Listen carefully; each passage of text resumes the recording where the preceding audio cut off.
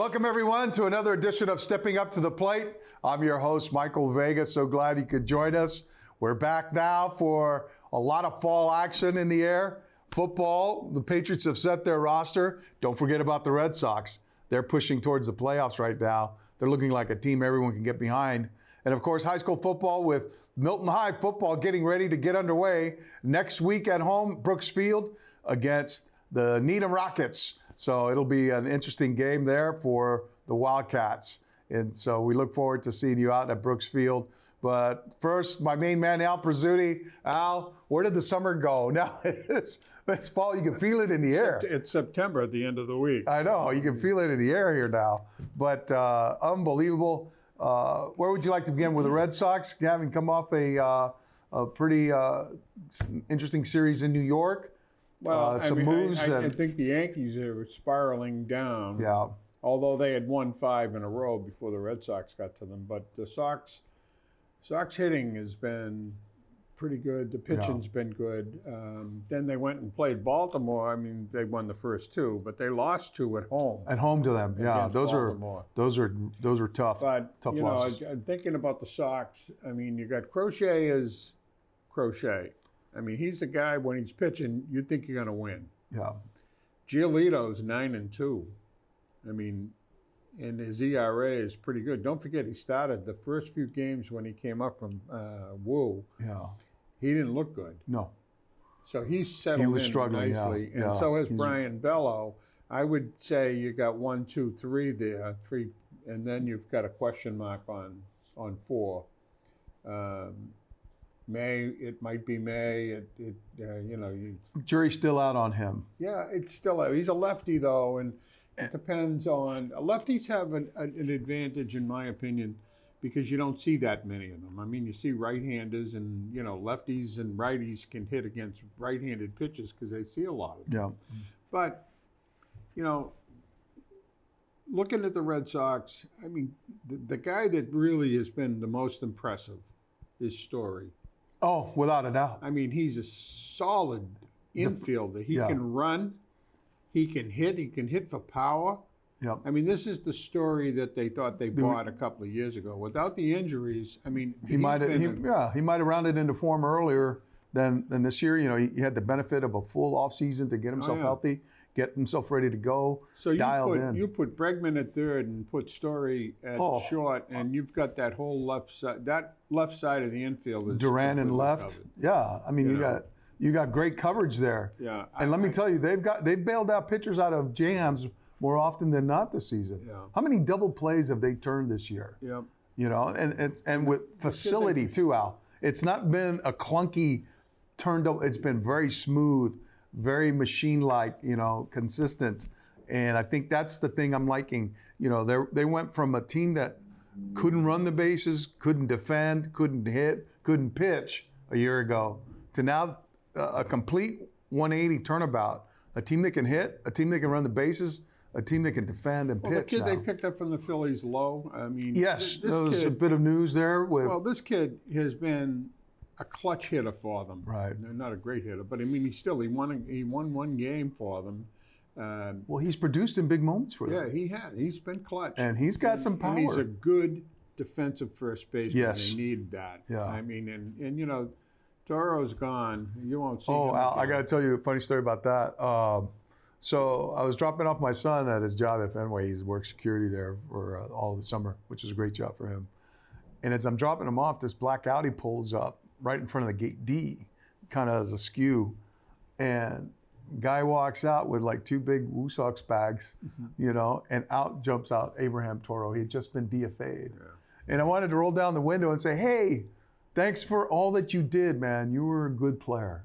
Because you know what? He was, Al. He was serviceable. He didn't produce at the plate, but Al, think about the number of big plays that kid made. He's an interesting guy. I mean, if you look at him, he's a Canadian, incidentally, but he's also from Venezuela. Yeah. And the thing is that, he deserves to be on someone's roster right now. Or in someone's organization. The interesting thing about all these players, and having watched sports for years, guys that initially look like they're really doing well, if you just say, okay, relax, and then see how it goes over time. Right. And then you see the Toro that was here turned out to be here. And Well, I'll give you a perfect example of that. Carlos Narvaez.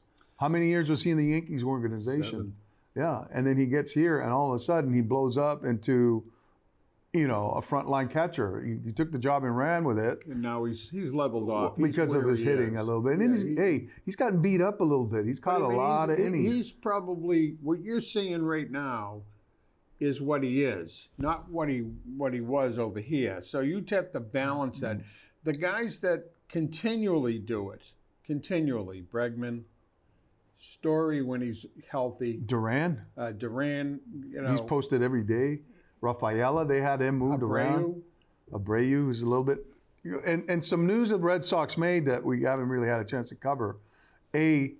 Was Walker Buehler being demoted from the rotation, which I think was an addition by subtraction for the Red Sox, and give him a chance to reset in the bullpen. I think it's probably a wise move on the team's part. And another wise move they made was to lock down Roman Anthony for the near future with a big 8-year, $130 million contract. And then what does he do? He goes out and he beats the Yankees with a towering home run, his first at Yankee Stadium. So, a lot of things that are happening now. The Red Sox are showing up their future while addressing the present, and then, of course, bolstering, going out and finding Nathaniel Lowe. Will he be Stephen Pierce to this team? I think the potential is there. I think because he's a left-handed hitter and he plays a good first base, he'll solidify them for this year at first. I mean, he's going to be the guy that's going to be there most of the time. Hoping that Casas, when he comes back next year, is what everybody thinks he's going to be. Who knows? Who knows? Right. But, it's funny. We were talking yesterday, a group of us, about, watching Roman Anthony. And this is where I really get angry when they say I know what you're going to say. No, it's not. I know what you're going to say. No, what they say, things like he was the youngest guy to ever hit a leadoff home run for the Red Sox. Okay. So, think about this. Babe Ruth ever lead off? Lou Gehrig ever lead off? Ted Williams ever lead off? Well, they couch it. It's a leadoff, Al. Yeah. Leadoff homer. He's not the youngest to ever hit a homer. He's the youngest to ever hit a leadoff homer. The Red Sox. Right. Yeah. So you could have put any of those other players as a leadoff and they would have hit a home run. So it's a stupid thing to even make off like it's a big deal. Right. Jesus, I mean. But here's the thing. Here's what I thought you were going to say. You get angry when. Never. The kid will never be a Ted Williams. Well, I think that there's striking similarities, Al. I don't see it at all. In terms of his approach at the plate. I think he has a similar disciplined approach, I think he comes to his craft the way that Ted Williams did. He does one thing that Ted always said: don't ever swing at a bad pitch. Right. The kid is disciplined at the plate. Yeah. And I think all his veteran teammates marvel at that. Yeah, he'll never be, in my opinion, look at baseball's changed so much. If you look at the top 10 players in the American League on terms of batting average, there are very few 300 Six hitters. of them are under 300. Yeah. So you got a guy hitting 291 who's one of the top hitters. That's like the new 300 now. And this whole business about Judge was going to hit 400. He's hitting 330 now. He's dropped 70 points. He's still hitting 330. Some injuries. Yeah. He hits for power. He's probably the best hitter in baseball right now in the American League. But over a course of the season, these guys, everybody starts up here, and where they end up is what they are. He's a 330, 320 hitter. Yeah.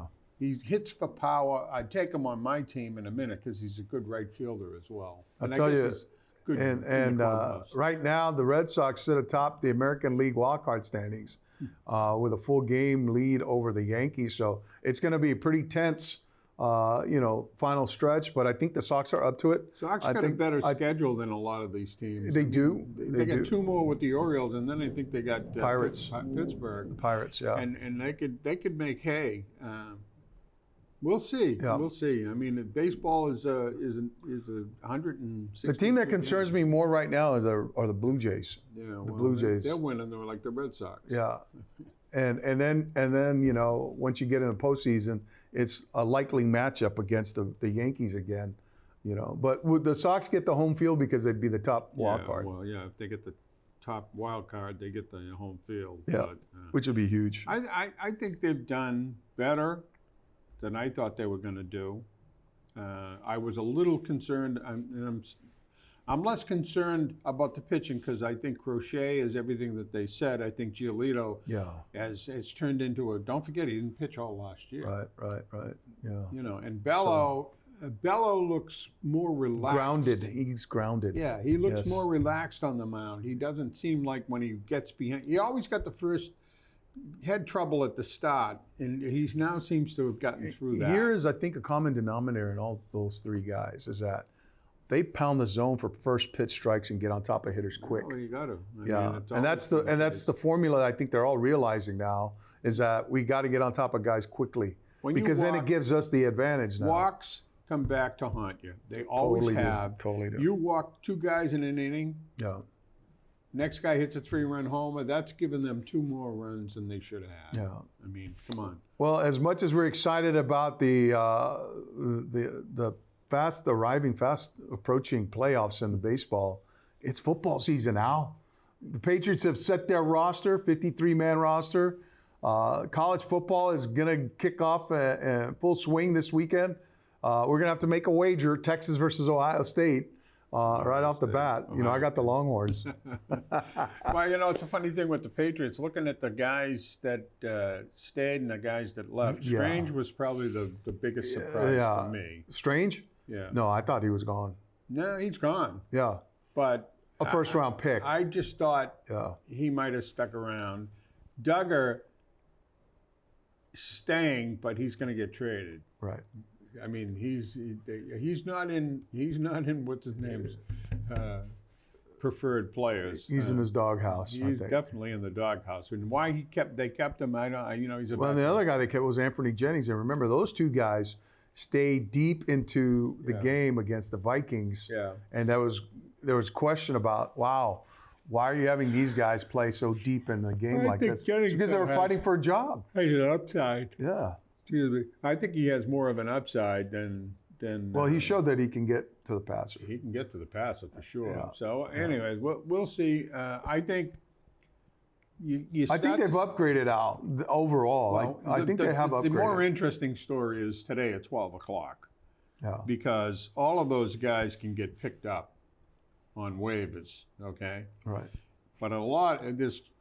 How many teams in the league now? 32. 31 other teams just let 50 players go. Sure. So they're looking at that. Yeah. And saying, okay, we could bring this guy. He fits better into my system and my schemes and all of that stuff. Right. So there'll be more moves now when everybody takes a look and says, okay, I like this guy, I like that guy. I think the moves they will likely make are to look for offensive linemen. To kind of like buttress that front group. I think that's where he's going to look and say, okay, here's where we had some deficiencies in the preseason in the games that they played, okay? And who's available that might fit into this? You also don't forget after 12 o'clock today, a lot of those guys can go to the practice squads. Correct. And he'll fill that first. You're right. I think some of the guys they released might be coming back. I'm sure. The other one that I was surprised, the thing that surprised me was they kept 8 receivers out. Yeah, I saw that. And Javon Baker was one of them. I thought he might have played his way into that position. Efton Chisholm certainly, I think, won a roster spot. Well, Chisholm. But he's banged up. He got banged up in the last preseason. He didn't play. But the interesting thing with him is you just can't use him in normal situations because he reminds me a little of what's his name, Amendola and the other guy. They're not big. Edelman. And Edelman. Yeah, Wes Welker. But they're shifty. Yeah. But those guys can get hurt. What he is what they say is twitchy. Yeah. He's got a lot of fast twitch fiber to him. He does. And he gets in and out of routes with He quick moves. made it based on preseason Sure. games, and you know, one of those games where he was on the 8 or 9 yard line, he could have got stopped right at the line But he of found his way scrimmage, to the end zone. and he made it all the way. So, And the other guy I'm excited to see how he's going to impact this team is Travion Henderson, the dazzling rookie running back. I tell you what, Al, when they drafted him, right, I stood up. I'm going, home run. That's a home run. Getting that kid here is going to be a home run for Drake May, for Josh McDaniels, for the Patriots offense. I think the biggest issue that they might have is May. And the reason I say that is, you know, the hype is here. The reality, I think, is here yet. He's still a kid. He's still learning a new offense. And he's learning a new offense. Josh McDaniels, though, usually works very well with kids like that. I mean, he did with Brady. And he did with Mac Jones, too. Yeah. So I think, but the thing with him is he likes to run. Yeah. And he's given up the ball quite a bit in preseason and last year a little. And so that's something that Vrabel doesn't like. Yeah. He caught 7 touchdown passes, Vrabel. I couldn't believe that. He's a big guy, yeah, he was. But you know, he's talented too. He's a big guy. But anyways, so all the nation's going to be fixated though too, Al, on the college game, and it'll be down in North Carolina where Bill Belichick's going to start his college career all over again. Who are they playing? An opening game? Do you know? North Carolina, I think, has a pretty tough game. Yeah. I want to say Georgia Tech. Maybe? I think it was Georgia Tech. I was reading it. But anyways. Yeah, but here's the thing. My question is, will Bill Belichick be able to do for North Carolina and Chapel Hill what Deion Sanders did at Colorado? I think he took a downtrodden program, brought pizzazz to it, brought eyeball, created a brand, created excitement, brought in exciting players. Yeah. Heisman Trophy winner Travis Hunter, who's now with the Jaguars. His own son, who stayed with the Browns, by the way, who got picked up there. But the thing is that, will Bill Belichick and his taciturn ways be able to create that juice in North Carolina? Well, first of all, from a recruiting standpoint, everybody will want to go there because they figure that he knows the best mentality, and that I mean, it's kind of like Saban. Yeah. You know, guys like to play for him because they fit right in there when they go into the pros, and you can always tell in a draft what guys get drafted from what colleges that play more a different, especially with the head coaches, a style, pro style, not a college style. I mean, you get guys that do options and stuff like that. Yeah. But you know what? He'll do fine. I mean, he's a pretty intelligent guy, and he's a hard worker. Yeah, no doubt. But I mean, he's 73 too. Is he that old? Yeah. Well, I'd say he's got more of a problem with a 26-year-old girl if he's 73. But well, that's for another show. The TMZ, I think they'll be following. But yeah, he's going to bring eyeballs, no doubt, to that program. And that's what I think, North Carolina signed up for. They signed up for exactly that. They want him to do what Deion Sanders did at Colorado. Well, he's going to be looking at these guys and saying, this kid is a college player. This kid has got some potential to make it to the pros. He's going to know that, and he's going to put the best team available on the field. I think he'll do fine. Well, Boston College has a guy just like that right now, and Bill O'Brien. And the Eagles opened up their season Saturday at Alumni Stadium against Fordham with a new quarterback that, Bill O'Brien went out and recruited when he was at Alabama. Brought him in, Dylan Lonergan, and everyone's excited about what he can do there. Yeah, we'll see what happens there. It's going to be an interesting start to the season. And then Milton Wildcats starting up again. Patrick Collins under center again. Ronan Salmon's going to be one of his big weapons.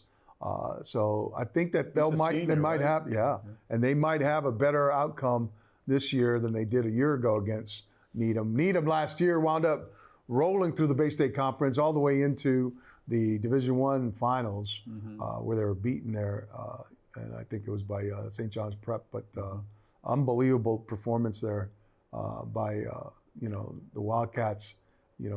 All throughout, I think, and this will be, I think, the first time in like 4 years that Dembo's going to have the same quarterback back. Yeah. So that's going to be interesting to see. Well, it'll be interesting to watch. Yeah. What I've seen with Dembo though is he's such a good coach that Really, regardless of who came back, what seniors he got back, what guys were starters last year, he seems to make the blend work. And he's been very successful. Yeah, he's had this, the continuity of the staff, the support group has been there. He's got a good staff. He's a good coach, and he can identify good players. And they have implemented a program now that is fed by a good, vibrant youth program that's thriving. Yeah. And so that they identify those kids early. I think the interesting thing when watching over the years the Milton team, how good they are offensively, and then how good they are defensively. Yeah. And against teams that can run up points, they've been pretty good on defense. So I mean, they're kids. Yeah. I mean, watching high school, you're watching potential players that can go on to college, and it's fun. It's an interesting thing to watch. And it's funny, you talk about the youth competition. I think we're all in the grips of the Little League World Series to watch the Braintree American. And it's funny, I sat there watching them, rooting for them, and I said, this is the only time Milton will root for Braintree.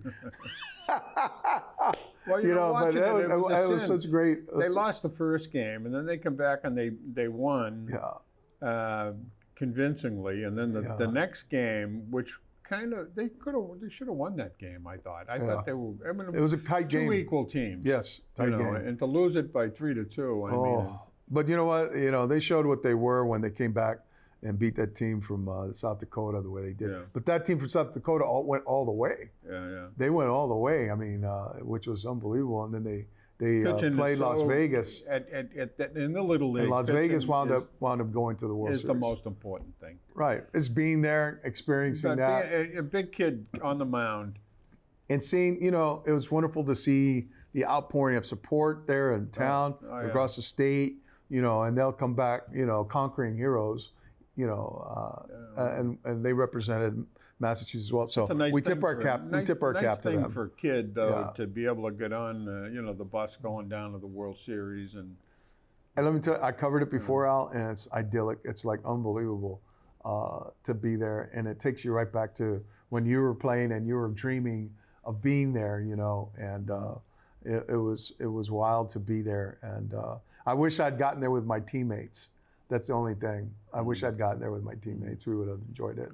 But it was a bit of a melancholy moment for me when I was in there in Lamity Stadium looking at this beautiful expanse of the stadium and thinking about that. But a couple of other things that I think were interesting in sports was finally to see Tommy Fleetwood. Yes.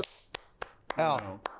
I mean, glad you brought that up. I'm always pushing for Scheffler because I think he's such a great player. Yeah. His putting has cost him a little in the last few matches, even ones that he won. Yeah. He missed a couple of short putts in the match before, and came back and sinks an 82-foot chip shot. But Fleetwood is always there. Yeah. Every time you look at any tournament that he's in, especially the more important ones, the majors, Fleetwood. Yeah. And then he either makes a mistake or somebody else gets hot, and he never got there. And he had two awful meltdowns here at Travelers, and then of course at St. Jude's, but that didn't define him. He didn't let that define him. And he came back, I think, like he said, though, you're playing up against the best players. You know that it's going to be difficult, even if you're ahead after the third round. I mean, but you're going like with a 2-shot lead going in with 2 to play, and that's tough.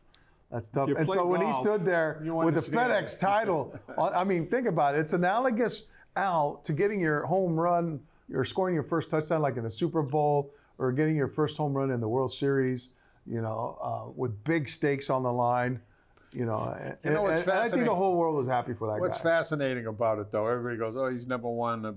He's never won on the tour, not just a major, but he's never won on the tour. Right. But he wins $10 million on that FedEx, right? Yeah. But he finishes first, second, and third in about 9 different tournaments. He's probably made $100 million on that. So I mean, I feel No sorry doubt. for somebody who hasn't won. But here is I don't know. the sobering dose of reality for me was to think about that guy in the European side playing for the Euros and the Ryder Cup Well, different coming up at the end of the formats. month. Those in are September. different formats, though. I mean, you got, some guys who don't play well but play well in matches and and all that stuff. So it's fun to watch. I do dislike when it's in Europe. They're a little more civil than they are in the States. Oh, no. against Oh, there's not going to be no civility in New York. well, I mean, Bethpage, you'll probably have to have the National Guard in for that one. Well, Who knows? So, Al, who do you want as a captain's pick if you're Keegan Bradley? No, I don't want him to play. I don't think that that's right. I don't think I think that it's going to be too big of a job. His job is to Yeah. be at the end of the first day to look and say, okay, we need to have these 2 guys together and this one up against these guys. And you can't do that when you're out in the course. Yeah. No, I mean, well, Yeah. you can't. Your mind is going to be on it. Even Bradley said it. I've been playing very well, which is surprising since all of the stuff I have in my mind about the upcoming. So He's got I to don't know. recuse himself, give himself an he opportunity. will. To, I think he will. I mean, he's been playing pretty well. yeah. I mean, he's a pretty good player, but I mean, there's so many good players that he could choose. It's more a question of how do guys play under pressure? Right. Who are the guys that can step up when they have to step up? And you'll see. I mean, that's why. Is Patrick Cantlay one of those guys? Yeah, I think he is. Scheffler's one of those guys. Oh, Scheffler definitely. Patrick Cantlay is Money, man. That guy's money. yeah, he takes a lot of time though. But that's okay. But he's fine. Yeah. Harris English is always there. There's a guy that Yes. nobody Good talks call. about all Great that call. much, but he's always there. Yeah. And I think Bradley will pick whoever he thinks is going to be. And when they put that team together, the first matches are the important thing. If somebody jumps out to a convincing lead, then you have to struggle to get back. And Yeah. and one-on-one, when they stop playing the one-on-ones, the singles at the end, I mean, the U.S. usually wins. Yeah. Or can win, let me put it that way. Well, that'll be a topic for next month as well. And we look forward to being here next week with you and to discuss more football and the upcoming season for the Milton Wildcats. All righty, everybody, that's going to do it for us. Thanks for spending your time with us, and we look forward to seeing you next time here on Stepping Up to the Plate. Take care, everyone.